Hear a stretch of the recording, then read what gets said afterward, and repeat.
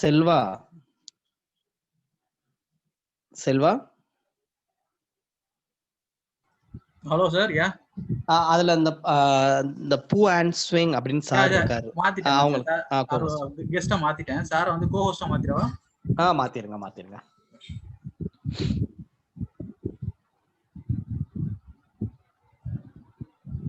வேற ஏதாவது சேஞ்சஸ் பண்ணணுமா sir?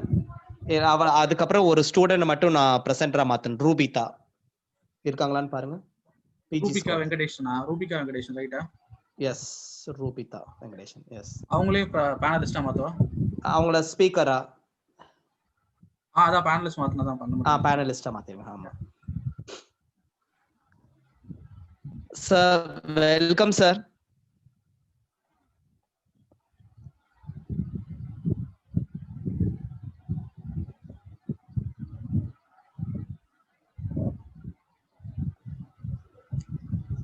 Hello, can you hear me? Yeah, sir. Loud and clear. Hello, Ambeth. Hello, everyone. How are you, sir? I'm fine. How are you? Fine, sir. Thank you very much, sir. You coming to deliver the webinar. Thank you so much for the invitation. Thank you. Yes, thank you, sir. Actually, wait 5 minutes, sir. The participant would join, right? Sure, sir. Thank you, sir.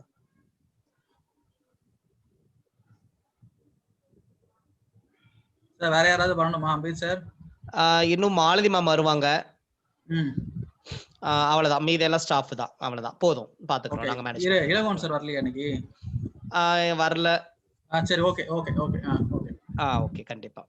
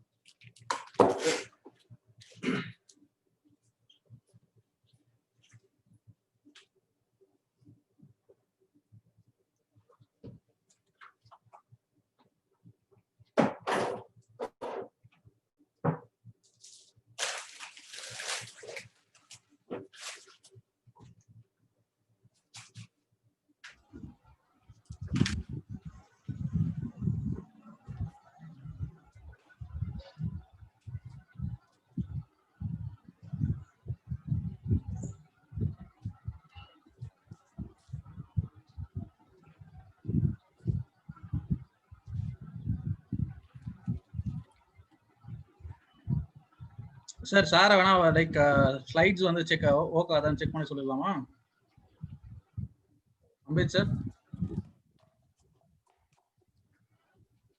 சரி, சொல்லிடலாம். அவர் check பண்ணி சொல்லுங்க. நான் start பண்ணி. Hello sir. Hello. Sir. Okay, good.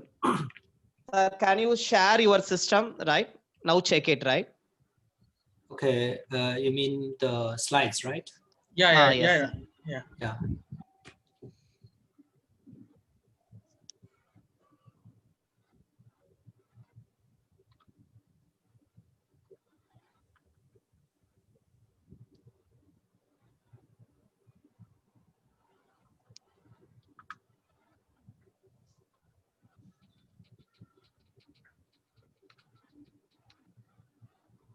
Okay, can you see the slides? Yes, sir. Good. Thank you, sir. Okay, thank you. So, do I stop it or? Stop sharing, right? Okay. Okay, thank you, sir.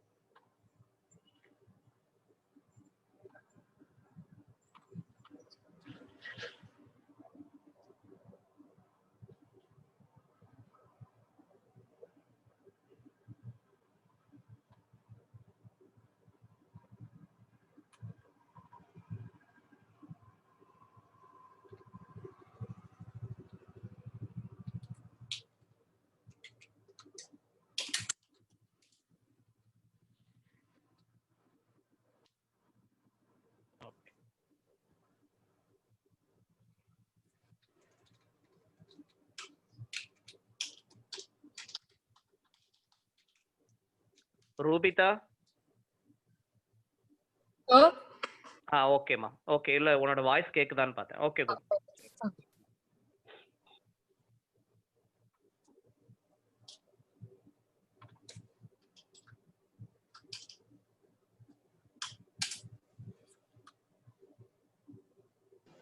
Maladi ma'am, can I yes. start? Yes, if participants have joined, you can start. Ambeth sir, I am online. Okay, thanks. Thank you. Good afternoon to all. Dear resource person, on behalf of our entire staff and the institution, we would like to welcome you to our webinar. We are honored that you have chosen to deliver a guest lecture and look forward to provide with you with a memorable experience. A special thanks to Professor Dr. Puan Swing with his illness, and he is ready to take the webinar without any hesitation. Thank you, sir. Thank you very much. Now I call upon my PG scholar, Ms. Rubita, to deliver about the resource person. Dr. Puan Singh received the BS degree in mathematics and the PhD degree in electrical engineering from the National Taiwan University in 1991 and 1996 respectively. From 1993 to 1996, he was a teaching assistant and system administrator in the Department of Mathematics in National Taiwan University. From 1996 to 2000, he was a postdoctoral researcher at the Institute of Information Science, Academia Sinica in Taiwan. From February 2001 to July 2002, he was an associate professor, and from August 2002 to July 2007, he was an associate professor in the Department of Computer Science and Information Engineering in National Chiang Cheng University in Taiwan.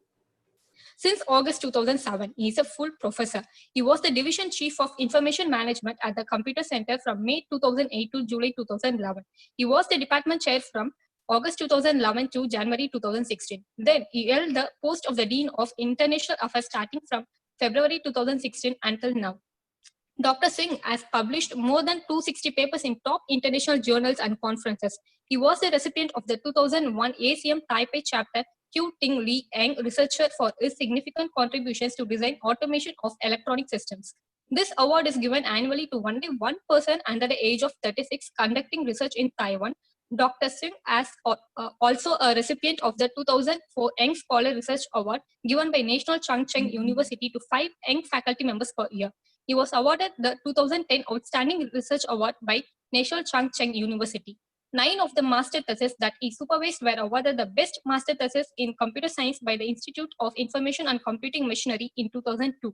He was also the supervisor of several contest awards, including 2 Best Paper Awards. He is a senior member of the IEEE, the IEEE Computer Society, and also a senior member of the ACM and a life member of the IACM.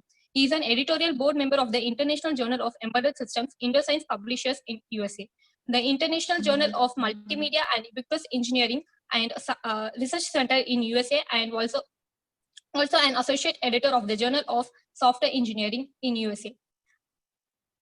And as guest edited 2 special issues in 2005 and 2006 for IG years. He has been on the program committee of 195 international conferences. He served as session organizer and chair for PDPTA in 1999 and as a workshop organizer and program co-chair for RTC in 1999, DSVV in 2000, PDES in 2005, ATVA in 2011, ERCA in 2011, HMC in 2013, COMSAC in 2015, and ICS in 2016.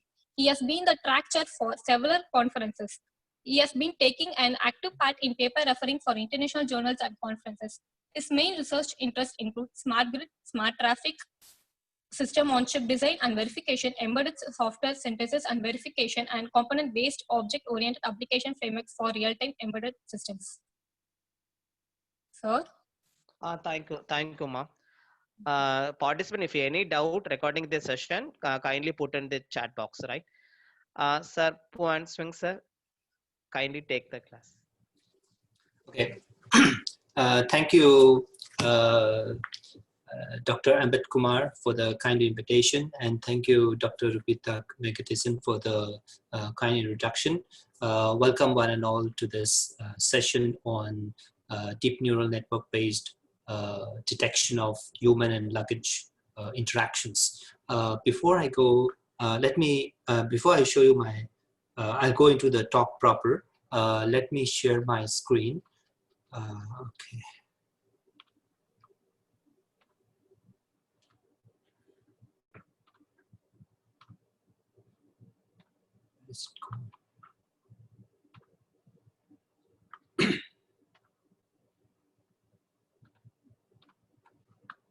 Okay, hope you can all see my screen. This is the talk that I'm going to give. I'm sorry. I'm very sorry about my voice because I just had a 3-hour lecture in class. So I just finished my class and I'm starting this talk immediately after that. So my throat is not working that well. So in case anything is unclear, please let me know.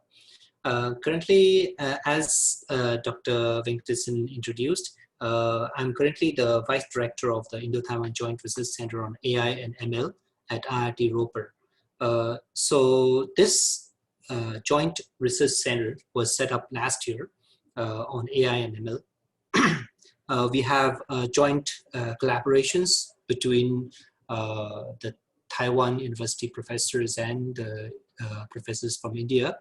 And we also have joint internships, international internships, and we also have exchange of students and all. But this year, of course, due to the pandemic situation, so we have not initiated these action plans for this year, but we did do it last year. So currently I'm teaching in the Department of Computer Science and Information Engineering. Let me briefly say something about this work. This work was mainly completed by Mr. Huang Chi Chiu, who was a master degree graduate this year. He graduated from my embedded systems lab. The work is basically about how we can detect if someone has left his luggage at, for example, in the lobby of an airport, or if he has taken a luggage which was not his. So whenever there's an interaction between a human and a luggage, we try to do these kinds of detections. The reason for detecting interactions of human with luggage is because whenever we have unattended baggages or luggage on the platform of a station, or I'm sorry, on the platform of a station or in the lobby of an airport, it is often a very dangerous event because one might never know whether the luggage contains a bomb or maybe any kind of explosives.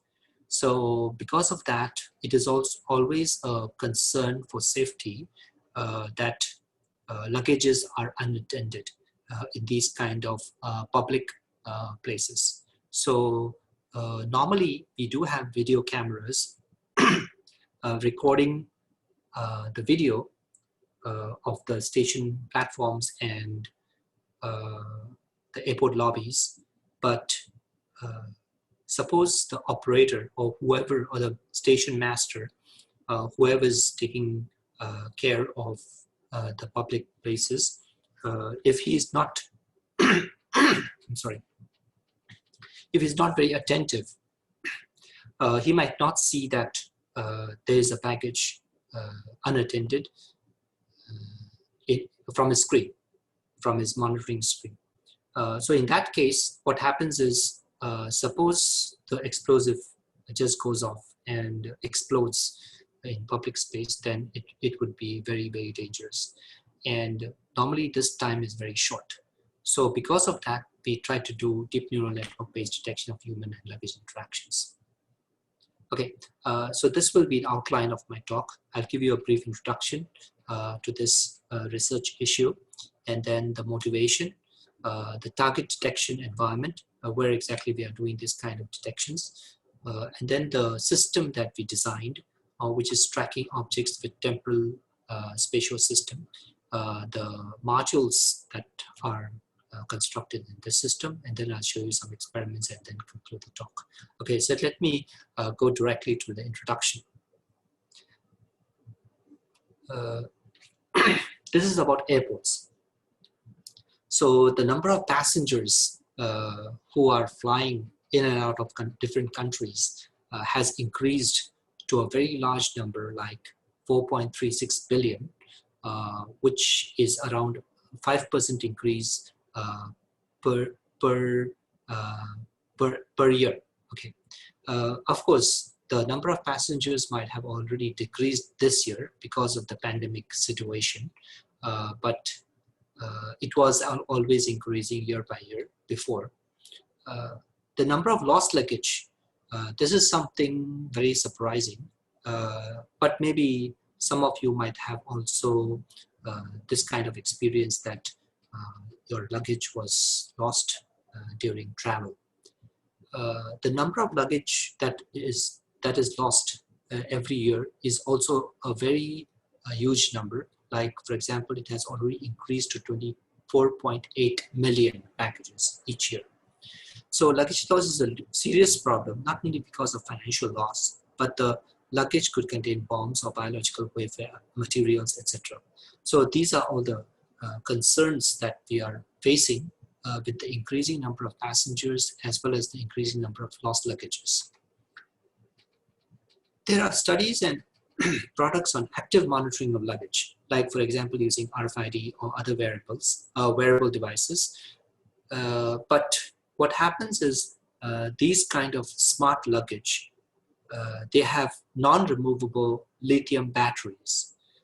Because of this, like, for example, several major US airlines have banned such kind of smart luggage because the batteries themselves are explosive, are made of explosive materials.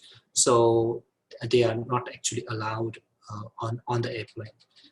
So because of this, even smart luggage is not feasible in this case, because normally when we have a smart luggage, we can use the GPS, which is embedded in the smart luggage, to actually track your luggage.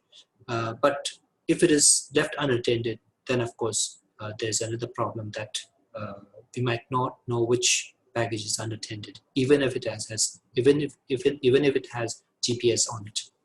Yeah, and the other reason is smart luggage has an extra cost.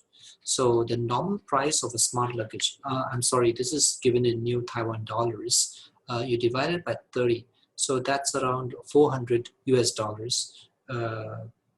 per, at least 400. It might go to as much as 1,000 or 1,600 US dollars. So this is for a single luggage. This price increase in the price is because of the GPS and other trackable devices in the smart luggage. Yeah. So the problem that we are targeting at is how can we detect abandoned luggages? Like, for example, here on the left-hand side, you can see that, let me get my pointer here. Okay, so here, as you can see my pointer here, on the left hand side we have the background model.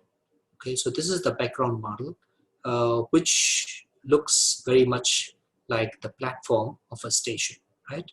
So it could be a metro station, it could be a train station. So here, originally this is the background model without any human or any baggage. But if someone leaves a baggage here, then as you can see here, we have a baggage which is left unattended on the right hand side. So this is an abandoned baggage or luggage. We do have the data set, AVSS 2007, which gives you several images or video clips. Actually, it's video clips of the metro platform here, with and without luggages. So here, the main issue is how can we detect the baggage? A simple method would be using background subtraction.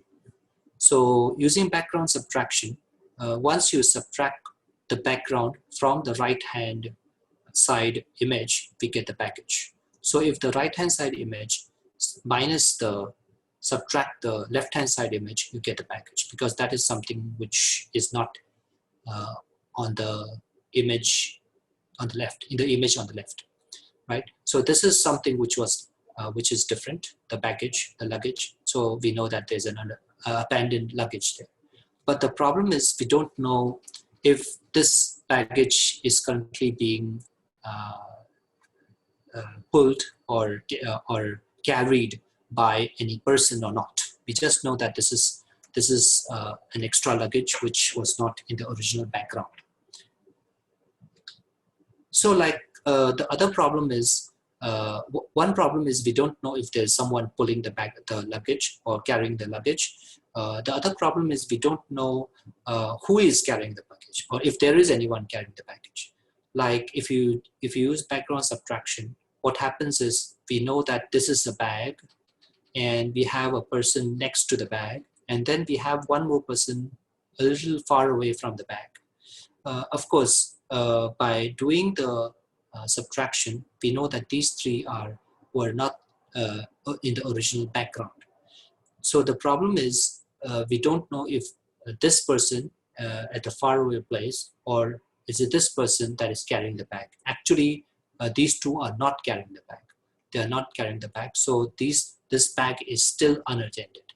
So from this image, you can see that this bag is unattended.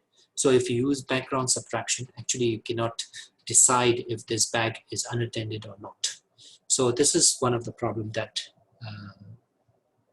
we currently face in public places like station platforms or airport lobbies. Yeah, so this is the abstraction result. Okay, so the main problem that we are trying to do is we are trying to, the first one is we are trying to identify the owner of a luggage. Who exactly is owning the luggage? So there could be several people passing by the luggage. For example, maybe the baggage is left somewhere, and then we need to, and then suppose we have people passing by the luggage.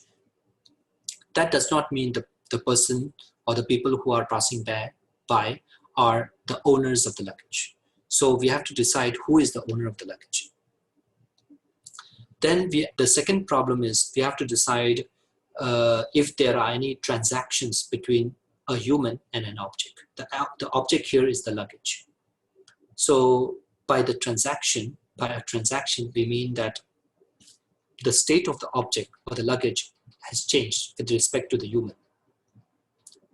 Like for example here, on the left-hand side, the figure on the left-hand side, which is labeled 1, this is, it means that the luggage, as you can see here in this image, the luggage was initially drawn or carried by this person. After some time, this person leaves the baggage and goes away. So this baggage, initially it was associated with this person.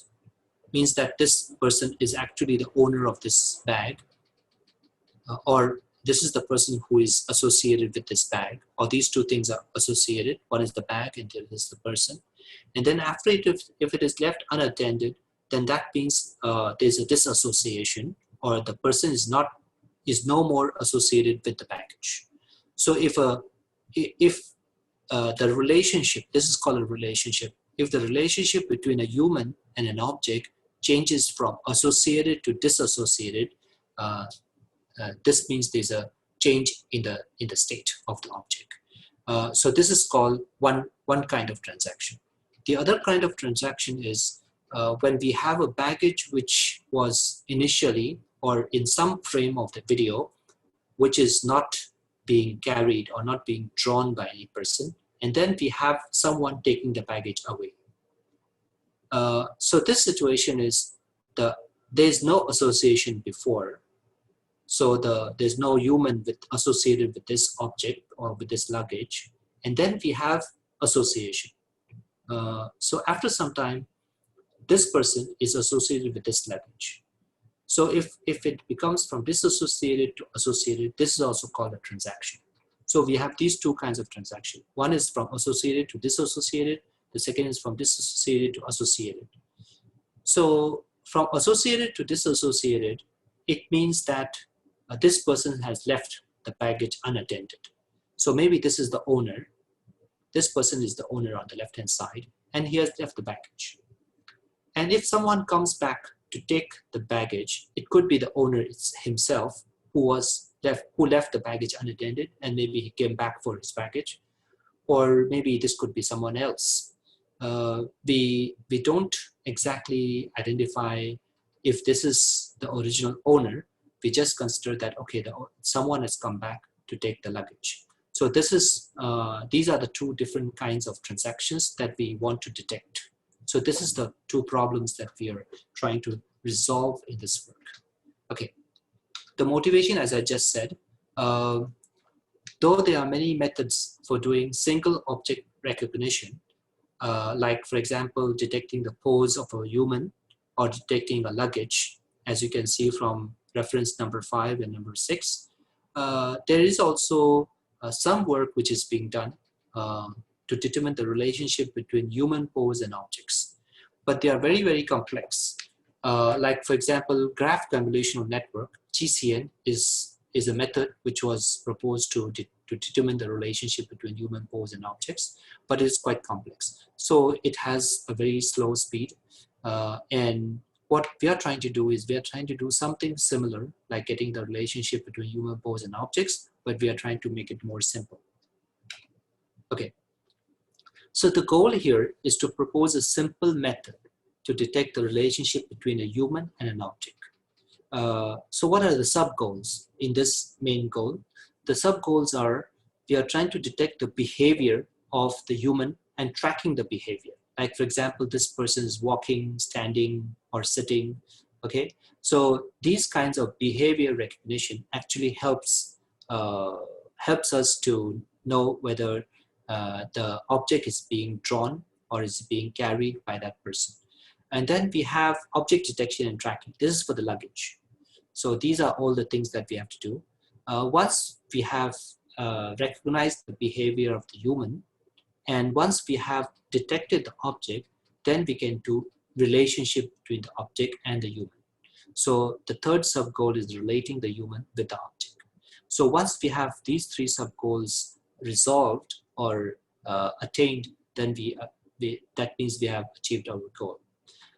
So the method that we are using here, for the human, we are using OpenPose, which was proposed, I think it was in October 2017. They have their new software, a new version of the OpenPose released, I think, last year. Last year was the latest version. OpenPose tries to get the skeleton of a human while the human is moving.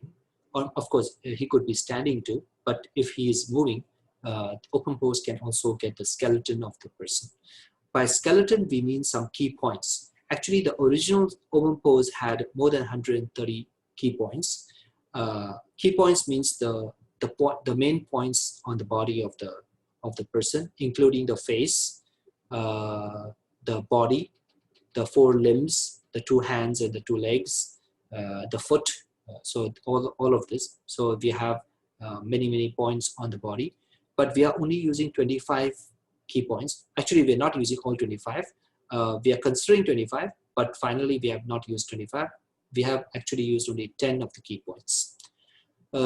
So we are using these key points to determine the behavior of the person, of this human, and we are also using these key points to determine if the person has an association with a luggage.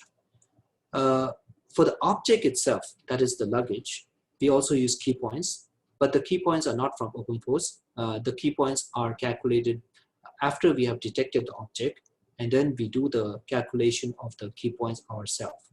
A key point is a point on the body of an object. Like for example, for the luggage, we have 3 key points. One is the body center, the second is the left wheel, and the third is the right wheel.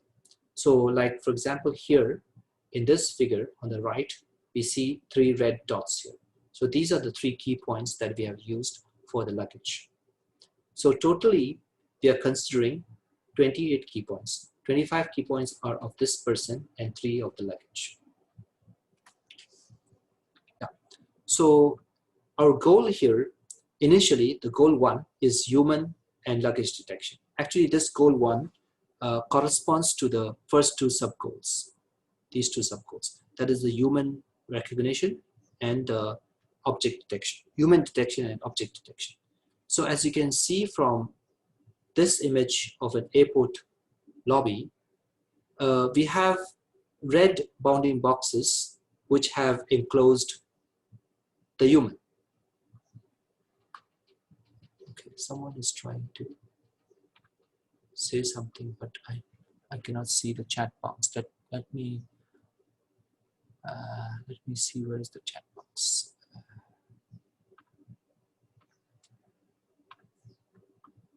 Okay, I cannot see the chat box anyway. I think someone has, where is the chat box?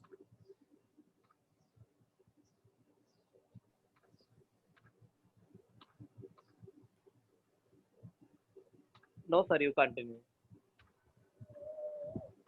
I'm sorry.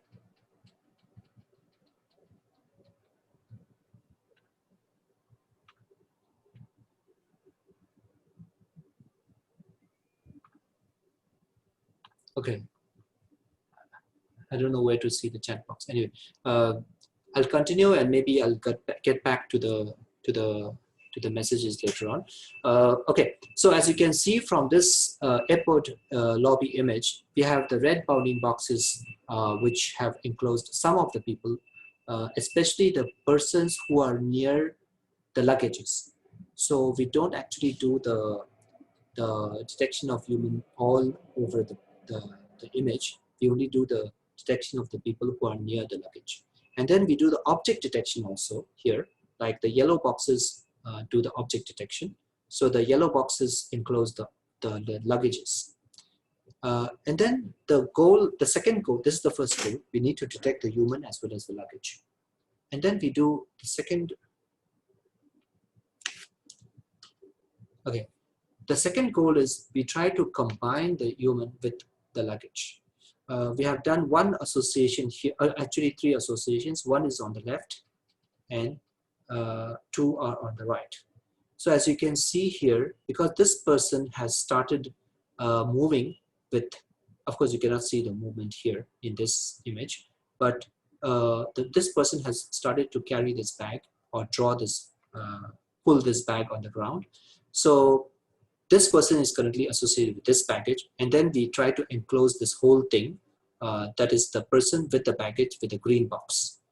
And then here also on the right hand side, we can see that there are two persons, one is a male and there is a female drawing, carrying 2 luggages. Yeah? So we also have 2 green boxes.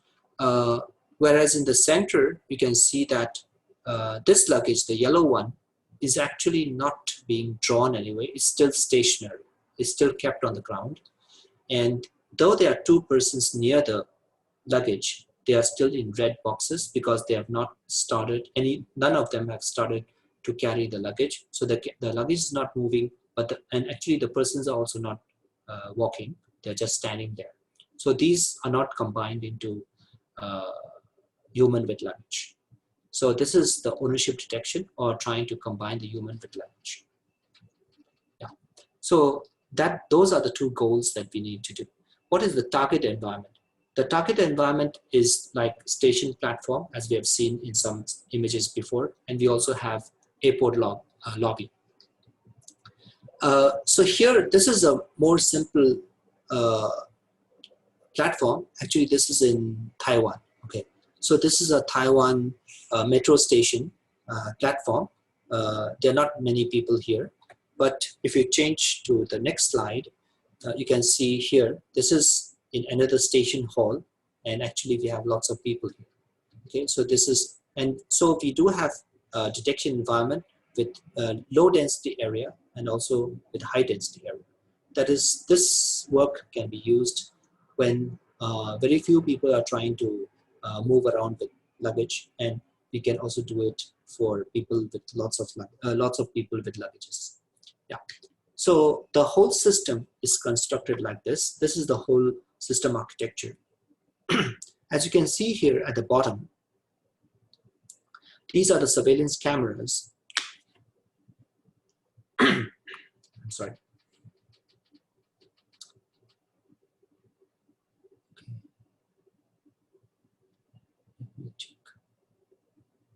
Okay, so these are the surveillance cameras.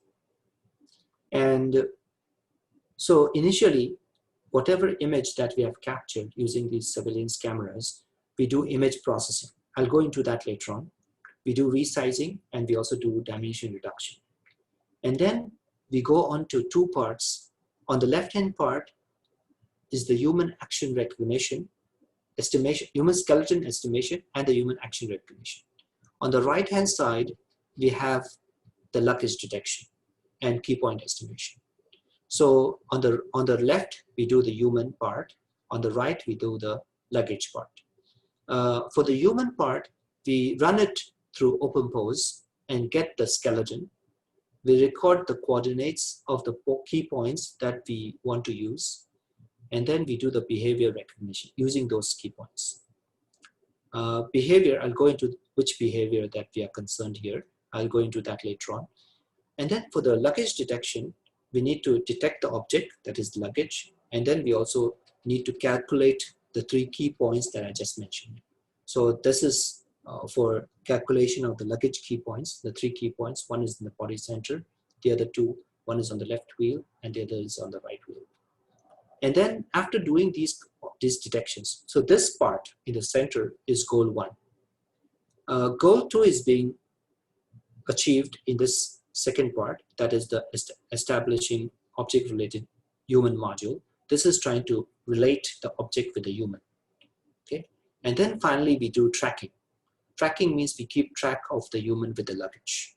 Okay, so this is the whole architecture. Now let me go on to each part. Okay, so initially for the image processing module, what we do is we try to resize the image to fit our module, and then not only do we do resize of the image, we also do frame selections. So out of every 5 frames, we select 1 frame. So like for example here, suppose this is these are the frames that are coming in. So out of 5 frames, we select 1 of them, like the blue one here on the left, and in the center we select the yellow one. On the right, we select the green one. These are actually random selections. So we just randomly select 1 of those 5, not fixed. So in this way, we don't try to create any patterns in the selection. Okay, so once we have 1 frame out of 5 frames, we can do the object detection as well as the human detection. The reason for doing this is trying to reduce the dimension or trying to reduce the amount of data processing that we need to do. Because if we do it for each frame, actually the accuracy does not increase too much, but we are spending a lot of time doing calculations, so the performance is poor. So if you do it for each frame, so finally what we've done is we have selected 1 frame out of 5 frames. Okay, the luggage key points estimation. Let us work on the luggage first, and then we'll go on to the human. Okay, so using RCNN, we find or detect the luggage.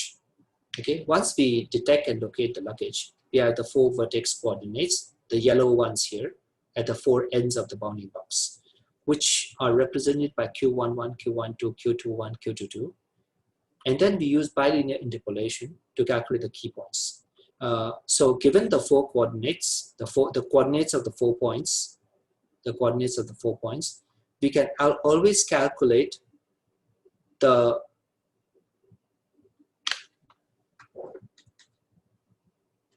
we can calculate the three points here. Like for example, here for the body center here, actually it's not exactly in the center. It's a body point, and it is somewhere in the middle of the x-axis and 2/3 above along the y-axis. So this is a point that we choose for identifying the body of the object. Okay, so we have purposely left it, raised it to 2/3 the height, because then we will have 2 points at the bottom. We don't want the 3 points to be too near each other, so we chose 1 point at the top, and then we have not the full top. We have chosen it around 2/3 of the height, and then 2 points are at the bottom, the wheels. So this is the way we do the calculation. I'm not going to the details of the mathematics, but as you can see from this calculation graph, you can see how it is very easily computed. So for this point, which is representing the body of the luggage, we take 2/3 of the height of the bounding box. So the y coordinate, or the coordinate along the y-axis, it is actually the 2/3 the height. And then the x coordinate is actually the midpoint of the bounding box along the x-axis. So using this two, using this part, we can find the coordinates of the point that is representing the body of the luggage. Similarly, we can do for the other 2 points. The other 2 points are also calculated like this, using the bilinear interpolation. Yeah, like here. So these are the equations for calculating the bottom 2 points. It won't exactly correspond to the wheels of the luggage, because it also depends on what angle you're pulling the luggage, and of course it also depends on the size of the luggage. But anyway, we are trying to take 2 points near the bottom of the luggage, and we take it as the right wheel and the left wheel, but it might not, these two might not exactly correspond to the 2 wheels.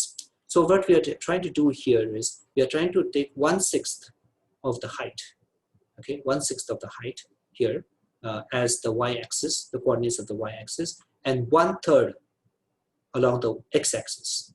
So 1/6 along the y-axis and 1/3 along the x-axis. So by doing this kind of proportionate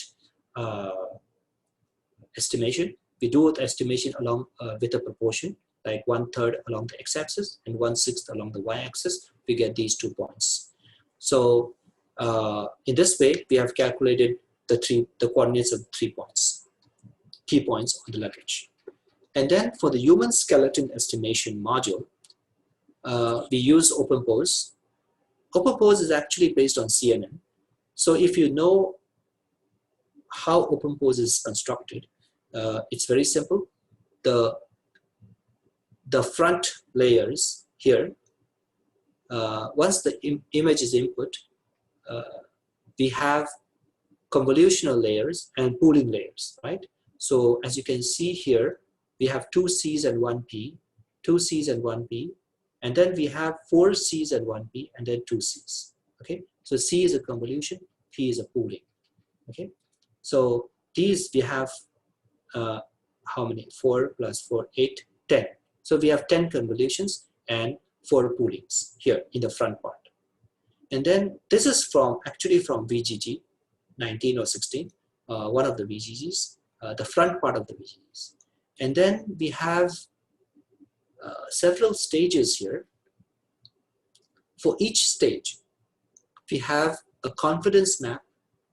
The orange part is called confidence map, and the purple part is called part affinity fields. So the confidence map gives us the points, what the key points, where exactly the key points are located. The part affinity fields, this part gives you the relationship between the points. So like, for example, if 2 points belong to the hand, to the forearm, or the back arm or the forearm, then these 2 points should be related. So part affinity fields are for the relationships among the points. So we can have several of these kind of stages, which does the point detection as well as the point relationship determination. So this is the conventional or the traditional open pose, which does a lot of point selection and as well as the point relationship detection. So once we have this kind of model, we can input the image, and then we get the skeleton of the person if there is a human in the image. Yeah. So like this here, as you can see here in this graph or in this image on the right hand side, we have detected a person here using this red bounding box, but at the same time, actually we also have the skeleton of this person.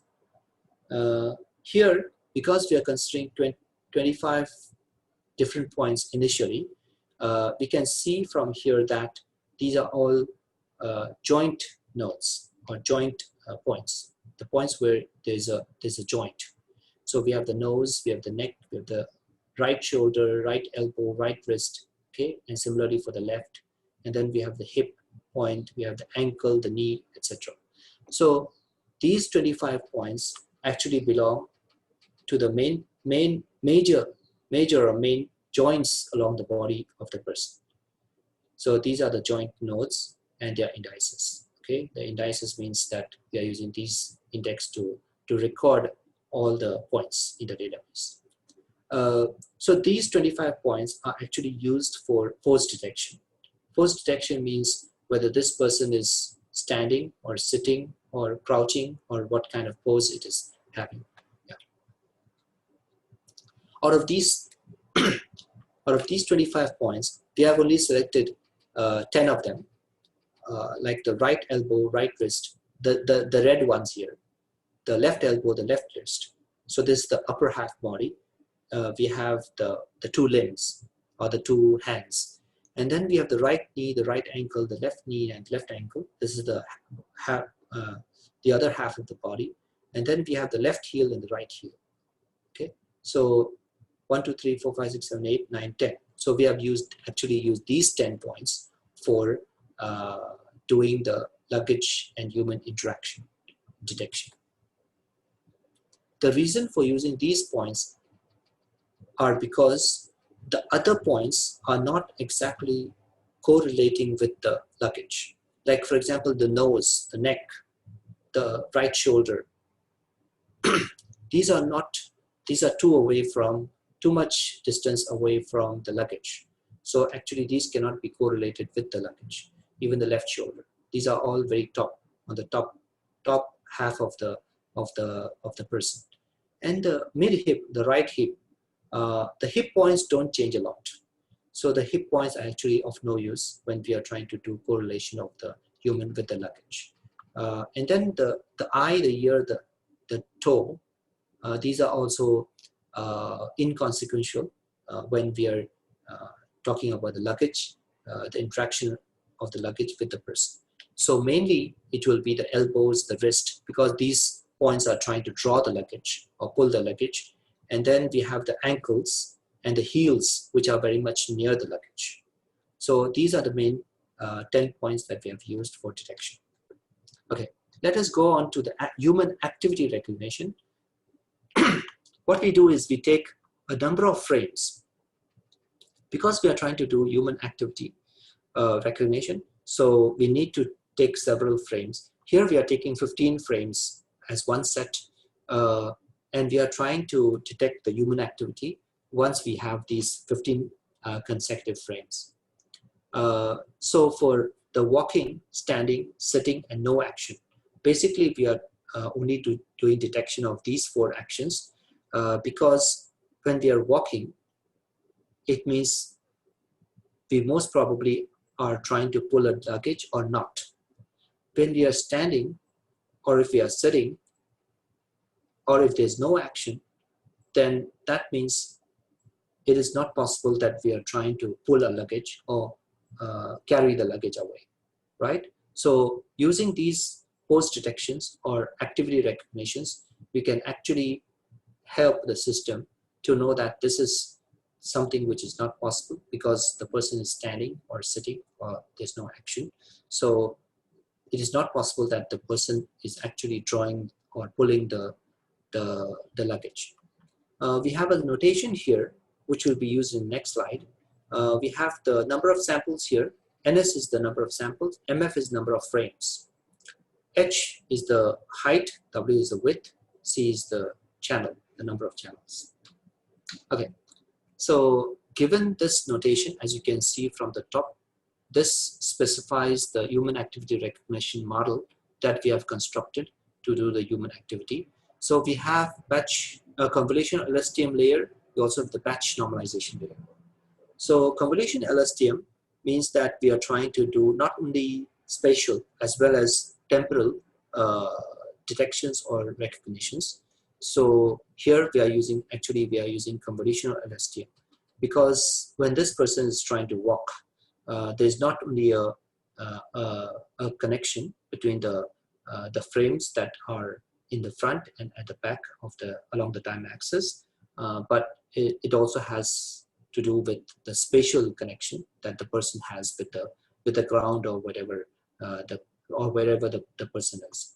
Okay, so we have convolutional LSTM layer and as well as the batch normalization here. So these are the 4 layers, and then we have the flattened layer which connects to the dense layers, that is the fully connected layer. So we have 4 fully connected layers at the end of this recognition model. So this model was used for detecting the pose, that is one out of the four classes of actions or pose. Okay. Then now we are trying to connect the person with the object. Okay, so here the relationship of the relative position between luggage and a human. Actually, this we had a data set from the Getty Images data set, which can be used for doing this kind of training and detection. So actually, we are looking out for the interaction, for the moving speed, as well as the direction of movement. Okay, so when we are trying to do interaction, we can see here from the image on the left and the image on the right, we can see this person has moved towards the left of the image, that is in front of this person. And once this person has moved, there's always a connection between the key points on the body of this person as well as the key points on the luggage. Okay, so if there is a connection or a relationship between these points, the 10 points that we have selected on the body of the person and the 3 points on the luggage, then that means this person is still associated with the luggage. Suppose there's not a big difference between the variation of the 13 points, 10 points on the person and 3 points on the luggage. If there's not a big variation, which means that the person is still carrying the bag. Suppose there's a big variation of the bag itself, Okay, now we are not talking about the human, we are talking about the person of the bag. If the bag has a big variation, initially it was moving in some direction, and then it has suddenly stopped. So if it has suddenly stopped, the predicted location of the 3 points will have a big difference with the actual 3 points because the luggage has stopped moving. If we find a big difference between the predicted location of the 3 key points and the actual location of 3 key points, it means that this luggage is moving. Not moving. It was moving before, now it has stopped. It has become stationary. So because of this large difference, we know that the luggage is now kept down on the floor and not moved. And if it is stationary, or if it was stationary on the ground, and someone is trying to pick the luggage, then at this time, or draw the luggage, carry the luggage, this time we also have a big difference between the predicted location of the 3 points of the luggage and the actual 3 points. Because if the luggage is stationary, the 3 points will not move across the different frames of the video.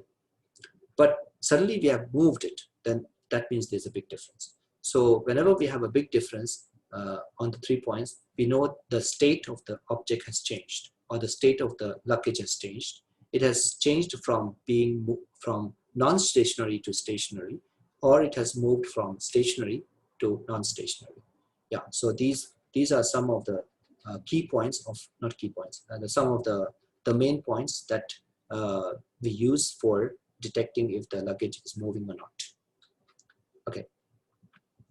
Of course, when we have a compound object like that, compound object means the person with the luggage, then and we are trying to do detection. Okay, convolutional LSTM detection. We use convolutional LSTM to detect where this person, that is the 10 points on this person, and where the 3 points on the luggage is supposed to be in the predicted future time slot. So we can do this kind of predictions using convolutional LSTM. Once we do the prediction, and if this prediction is very much close to the actual locations of these 13 points, the 10 points on the person and 3 points on the luggage, then that means the person is still carrying the bag. Suppose we have this kind of detection. But of course, there's a problem that how are you going to decide on if the person is still carrying the bag or if the person has left the bag down? Of course, one is we can use the state of the object itself, that is the 3 points here. If there's a big variation between the predicted location of the 3 points and actual location of the 3 points, that means the state of this luggage has changed. But we also need to find out who is the person who has left the luggage. So this person is also being continuously monitored. As you can see here, the 4 red boxes includes the 10 points that we considered. Okay, so 4 on the top, on the upper half of the body, and 6 on the lower half of the body. So we have 10 points, and then we have a relationship between the 4 points on the top half of the body with the body point on the luggage. So we don't do a relationship with all the points on the left and on the person and all the points on the luggage. That won't be necessary. What we are trying to do, we are trying to do a minimal association, like the 4 points on the upper half body of the person with the point that is representing the body of the luggage. So we have 4 relationships here, as indicated by the blue lines on the top, and then we have the dark blue lines at the bottom, which tries to associate one of the limb, the 3 points on one of the limbs with the left wheel, and then the 3 points on the right limb with the right point, or the right wheel, the point on the right wheel. So we have actually, like this, we have 4 plus 3 plus 3. So there's 10 relationships.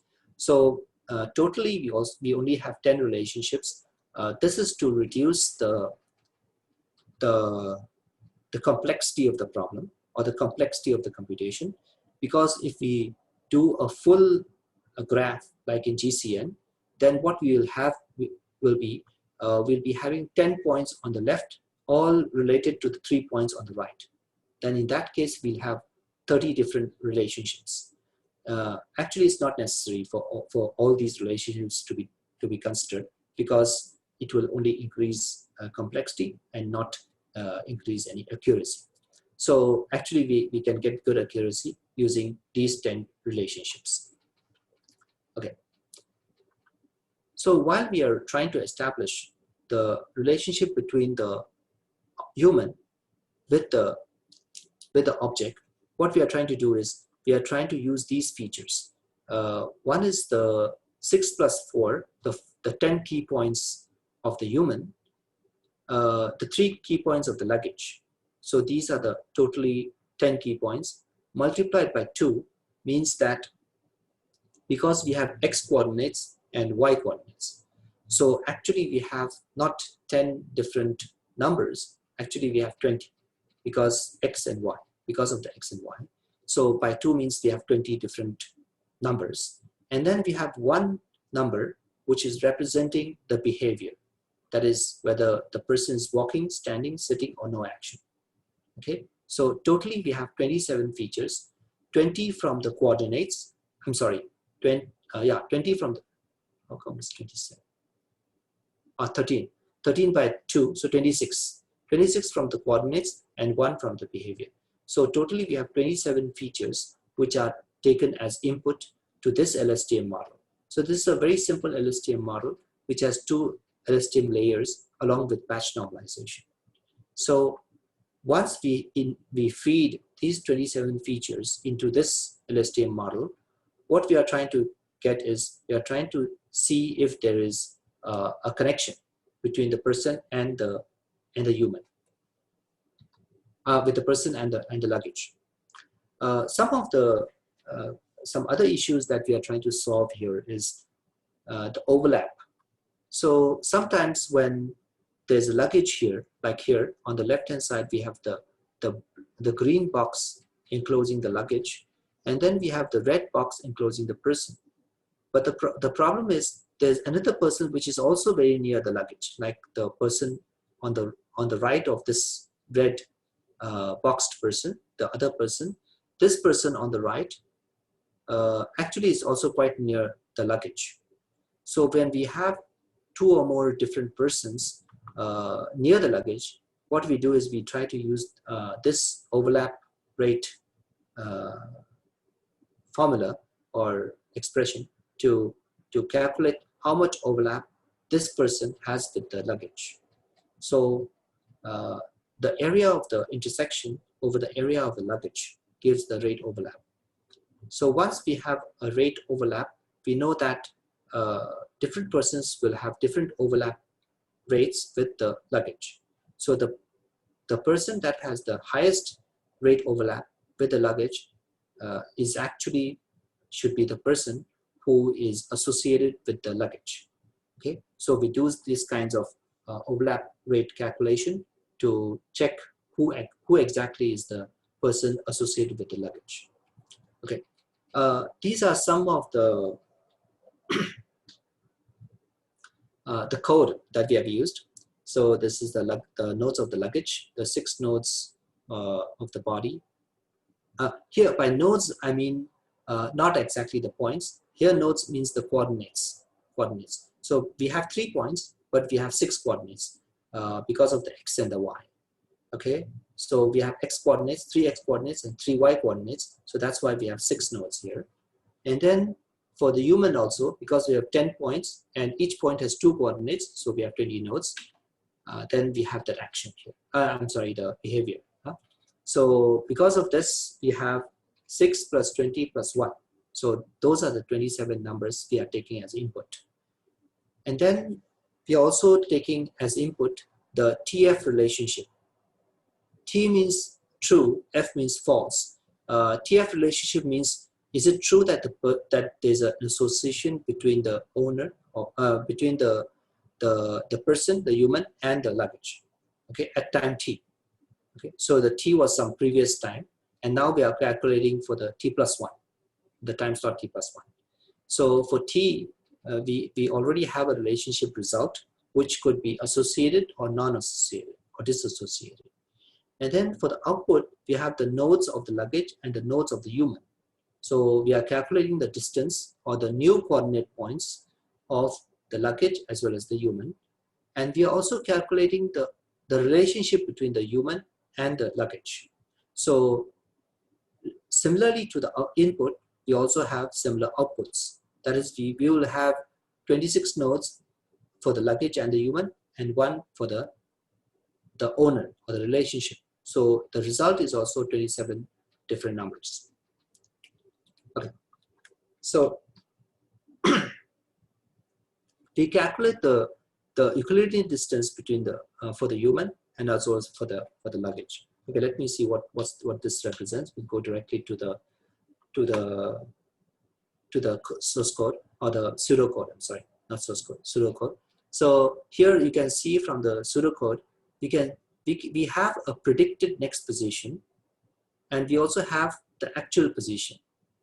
Okay, the actual position.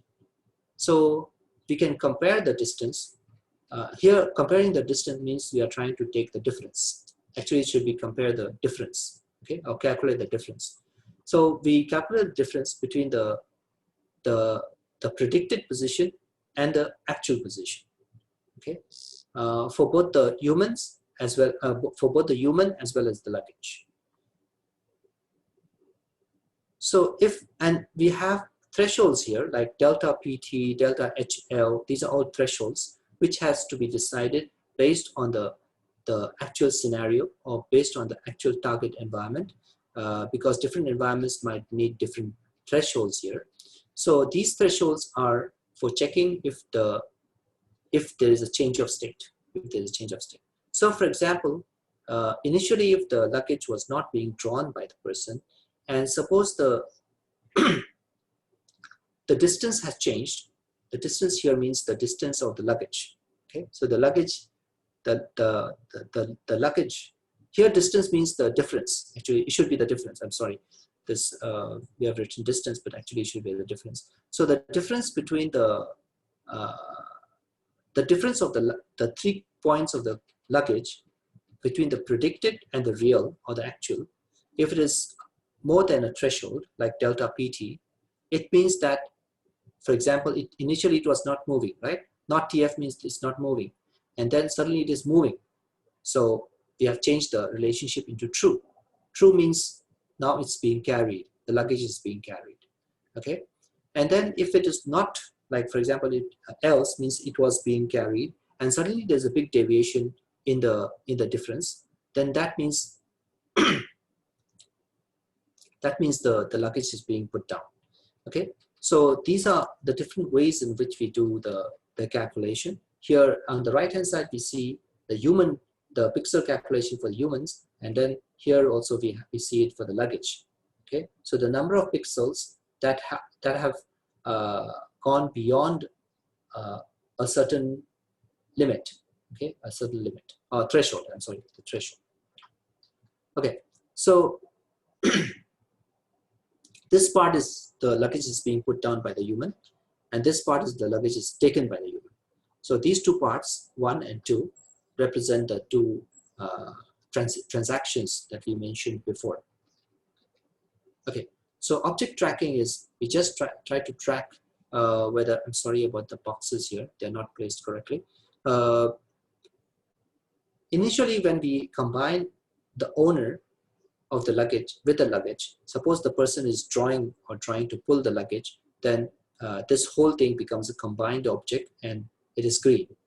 And then after some time, we do the tracking, and after some time, if it is still combined, still connected, or I'm sorry, if it is not connected, if there's disassociation, then we turn it into yellow, the bounding box. And then finally it becomes red because there's a timeout, and we know that this is a dangerous or a luggage which is unattended. Okay, so this is the object tracking part. we have the code here. I won't go into the details of the code. Actually, we also do voting of transactions. The votes are mainly because we have so many coordinates, right? We don't have only one coordinate or 2 coordinates. We have, for example, 26 coordinates. So we have to do a voting among these coordinates and see, because not all the coordinate will have a big difference, right? So when we do a voting and check how many of the coordinates have this kind of going beyond the threshold. So if it is beyond the threshold, then we take the vote as 1.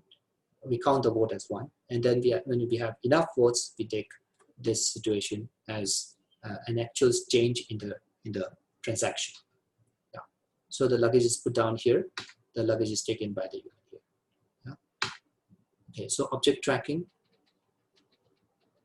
Yeah. So here you can see the number of votes that we are getting, and suppose of course, this threshold is on the number of votes. So here we have taken a very low threshold of 2. So whenever we have 2 votes out of those 26, so then we think that this is a transaction. Okay, so we take the vote and then we do the transaction. So like for example here, this person is initially connected with this or associated with this luggage. So it's a green box, and then when the person is still nearby, because we have not yet fully detected the change, so it is still green, and then after some time it becomes yellow, and then finally after some frames we then change it to green to red. So this is the object tracking part. Okay, this is also for the so the person was came back to take the luggage. So initially it was red, it was stationary on the ground, and then we have taken it, so it becomes green, which means that the luggage is now not unattended. So now it is attended. So the person has taken it away. Okay, let's go on to so that's the whole system description. Now let's go on to the experiments. We implemented everything on this PC, which has Windows 10 and some RAM and CPU and all. Okay, we used RMSE for the LSTM model error estimation, and then we used the Getty Images dataset. So we had around more than 4,000 frames without transaction, and then we used the testing data from AVSS 2007, which includes 1,044 frames, and then we self-made the data set so that we can check whether the system actually works for the real life or real world situation, and not only for the data set that we get from the network. So the luggage transactions can be obtained here if you are interested. So this is the data set that we did it ourselves. Okay, so this is the data set from the Getty Images. This is also from Getty Images. This is walking, this is standing, this is sitting. Okay, so we have these 3 different human behavior from the Getty Images, and then we so that is from the Getty Images. That is for the behavior, and then for the actual luggage attending and not attending, this is the AVSS dataset on the left that we have used, and we have also implemented or created our own data set for putting the luggage or not. So these are just some clips that some images that I show you from the video clips. Yeah, here also that was for the left part, and then we have for the right, that is the self-made part. Okay. So the experiments are, we are trying to adjust the hyperparameters, and we are also trying to verify whether the prediction model is actually useful or not. So after trying to create the model, we tested with different values for the hyperparameters, like the dropout fraction. So here, when we test the different dropout fractions, 0, 0.1, 0.2, 0.3, 0.4, and the different learning rates. Of course, we have fixed the learning rate here, the number of layers, batch size, epoch, window size. We get a very low RMSE for the dropout 0.1, which is the lowest here. But when we change the number of layers, so here we are trying to change the number of layers. Here the number of layers is fixed at 4, and then we change the number of layers 1, 2, 3, 4. We find that the RMSE is smallest for the two layers. Then what happens is you're not sure whether dropout still works because we have already changed the number of layers from 4 to 2. Then we do the dropout analysis at once more, and we find that there's no need of dropout. So we have removed the dropout here. You're getting an even lower RMSE here. Okay. So using dropout 0, number of layers 2, we then check the different learning rates like 0.1, 0.05, 0.4, 0.4. Then we see that the RMSE has even gone down a little more when we have a smaller learning rate of 0.05. And then we change the batch size. So initially the batch size was 20 here. We changed it to 13, 14, till 30. We find that we are getting a even lower RMSE with a batch size of 14. So we have used this batch size. And then we check the window size. The window size 14, 15, 16, 17. 16 is getting even a lower RMSE. So we have taken the window size as 16. Okay. So this is the comparison of whether when we use the behavior or not. So behavior, that's one number out of the 27 numbers, the inputs. So we have done 2 experiments. One is with the behavior feature. This is on the left, and one is without the behavior feature.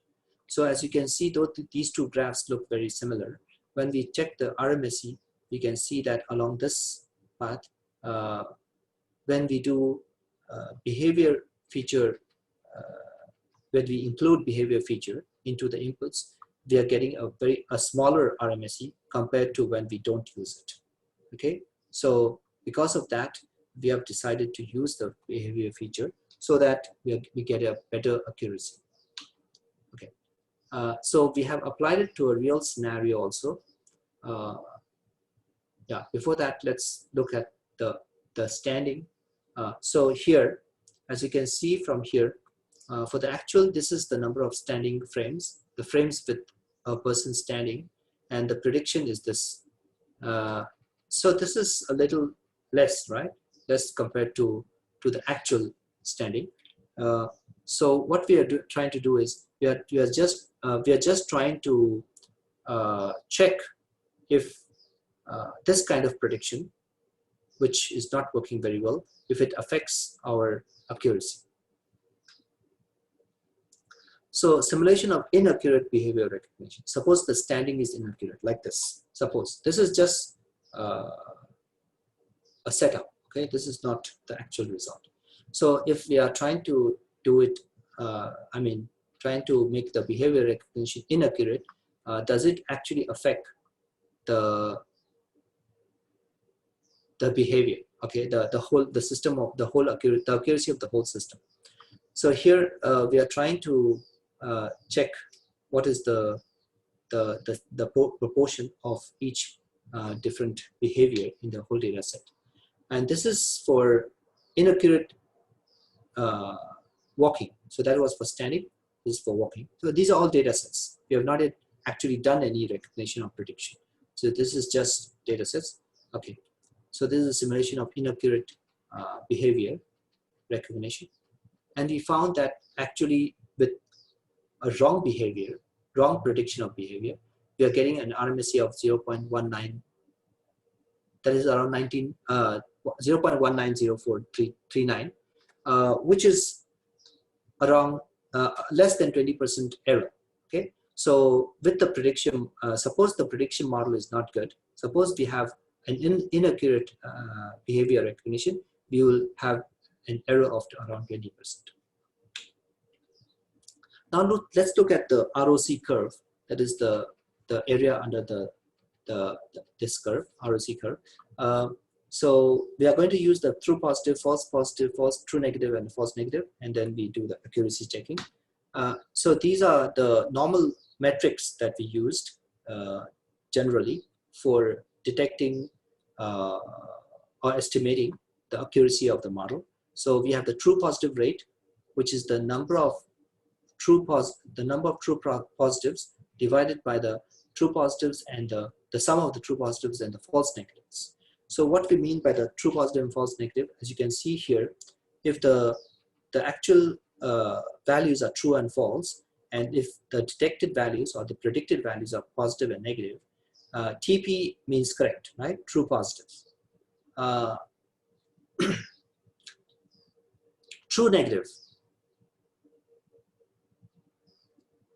True negative is not correct. Let me see, false positive. Yeah. So true negative is correct. I'm sorry. True negative is correct. False positive is not correct, and false negative is not correct. Okay. So because these two are incorrect. Okay. So true positive rate is TP over TP plus FM. This is sometimes called as the sensitivity. Okay, this is sometimes called as the sensitivity or the recall, the sensitivity. I'm sorry, this is called the sensitivity. And then we have the false positive rate, and then we have the whole accuracy of the system. That is true positives plus the true negatives over all the cases. So this is the sum of everything. But by using these different metrics, we can see that for ABSS 2007 and for our two data sets, we have these number of true positives, false positives, true negatives, and false negatives. We can calculate the TPR as well as FPR and the accuracy. So you can see that for the ABSS 2007, we are getting a high accuracy of 91.5%, but for our real data sets, we are only getting 80 and 83.5%. Yeah, the false positive rate is quite low.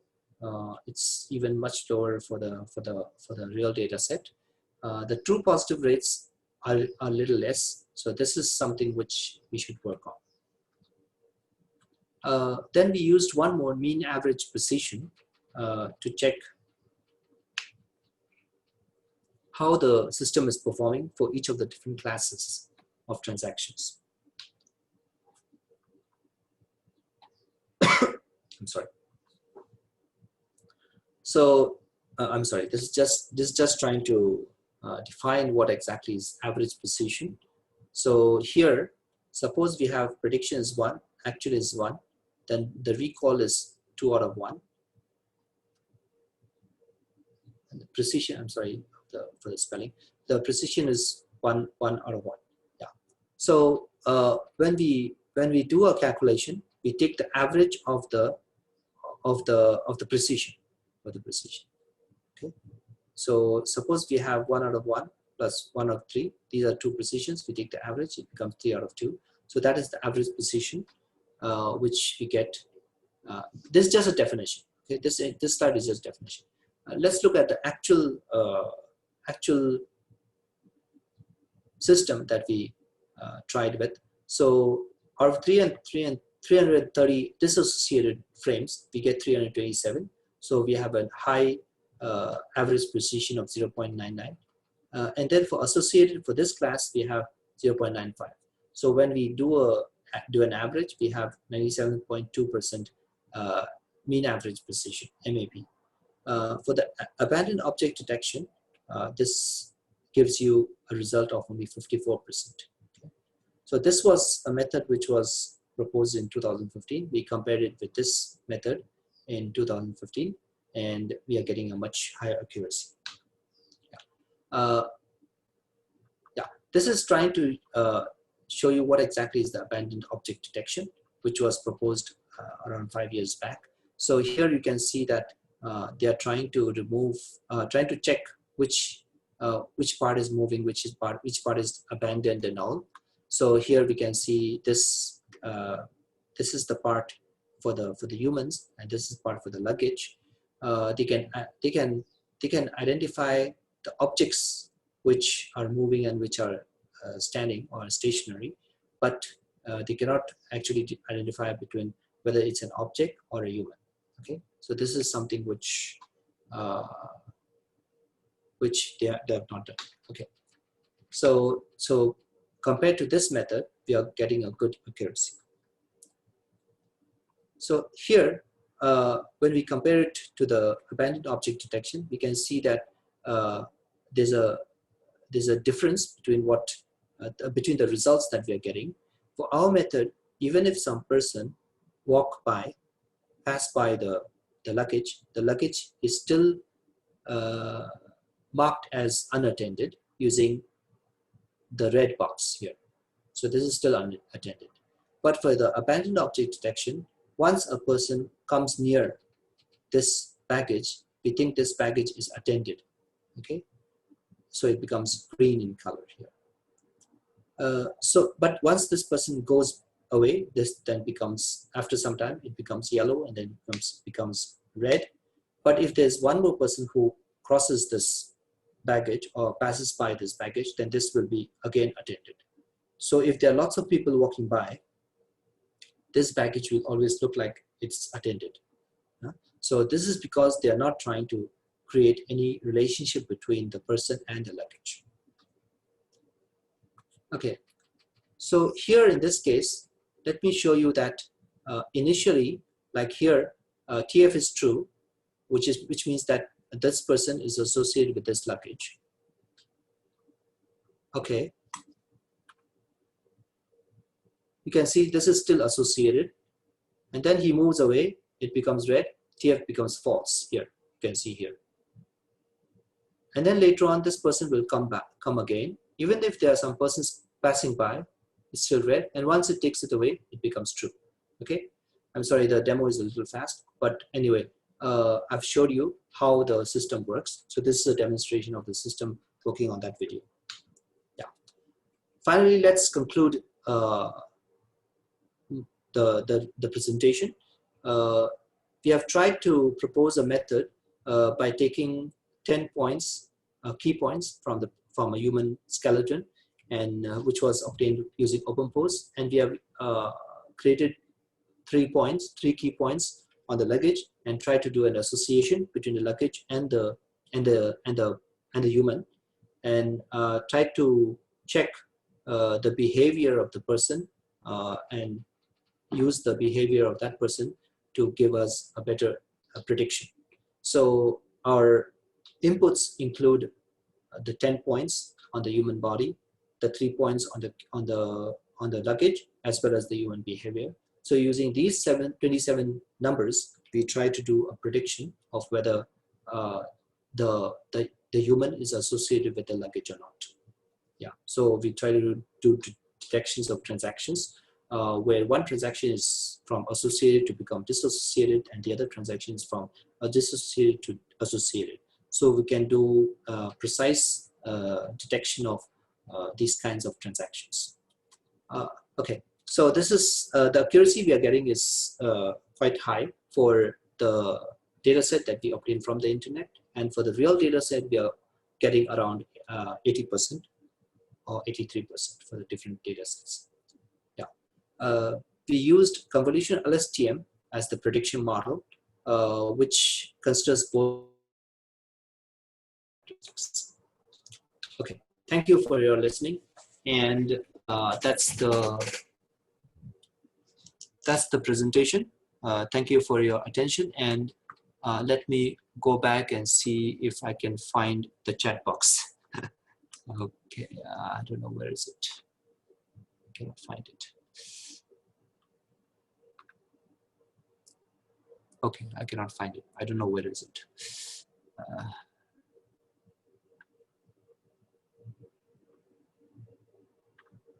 Okay, I saw it.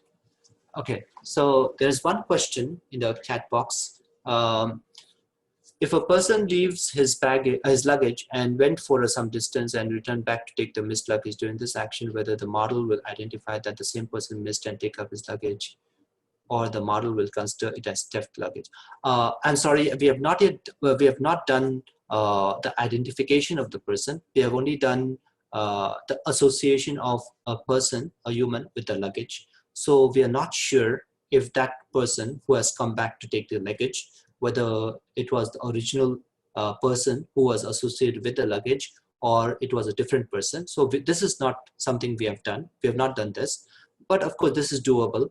And actually we also trying to do this using OpenPose. So if you have the 25 points, or maybe the full 137 points from the OpenPose, actually you can do identification of the person, whether it was the same person or not. But we have not done this. Yeah. The second question is, can you able to tell any data set related to wild animals?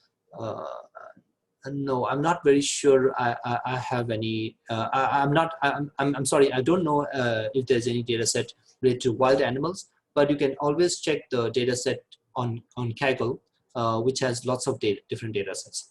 I can send you the link where you can get lots of data sets. If you can write an email to me, I'll send it to you. Yeah. So any other question? Do you have any other question?